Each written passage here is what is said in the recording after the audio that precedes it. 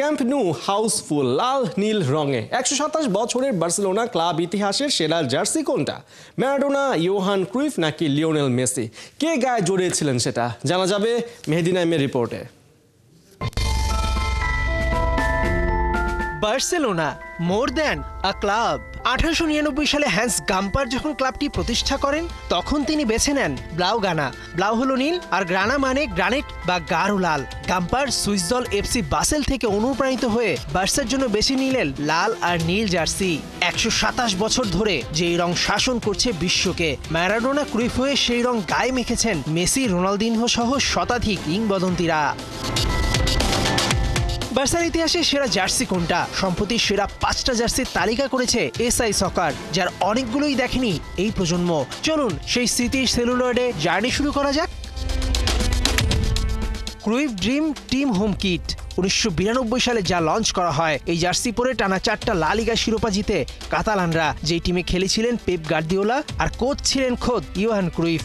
এটি আছে সেরা জার্সির তালিকার 5 নম্বরে।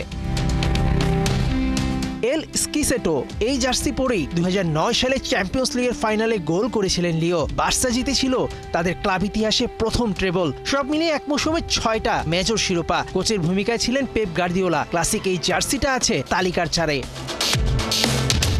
প্রতি বছর জার্সির ডিজাইন কালার চেঞ্জ করা বার্সা এক ধরনের হোম জার্সি পরে কাটিয়ে দিয়েছে 41টা বছর। ভাবা যায় 1949 থেকে 1980 ইয়োহান ক্রুইফের গায়ের এই জার্সিটাই বার্সার সিগনেচার হোম কিট, যা আছে 3 নম্বরে। Xavi Hernandez, Lionel Messi, Andres Iniesta. Barca academy থেকে গ্রাজুয়েট হওয়া এই 3 ফুটবলার 2011 সালে চ্যাম্পিয়ন্স লিগের ফাইনালে ম্যানচেস্টার ইউনাইটেডকে দুমড়ে মুচড়ে শেষ করে দেয়। সেই জার্সিটাই সেরা 5 জার্সির 2-এ জায়গা করে নিয়েছে। সালটা 1999। বার্সেলোনার শতবর্ষ উপলক্ষে Luis Figo, Rivaldo, Pep Guardiola, Luis Enrique, Xavi Hernandez এবং কার্লোস পুয়েল এই আইকনিক কিটটি পরেছিলেন। মাস্টারপিস সেই জার্সিটাই হয়েছে সর্বকালের সেরা। যদিও সেই জার্সি পরে অবিশ্বাস্য কোনো অর্জন নেই বার্সার, তবুও আগে দর্শনধারী তারপর তো গুণবিচারী, সেই খাতিরে এই জার্সি পেয়েছে ইতিহাস সেরার তকমা। মেহেদী নাইম, 71।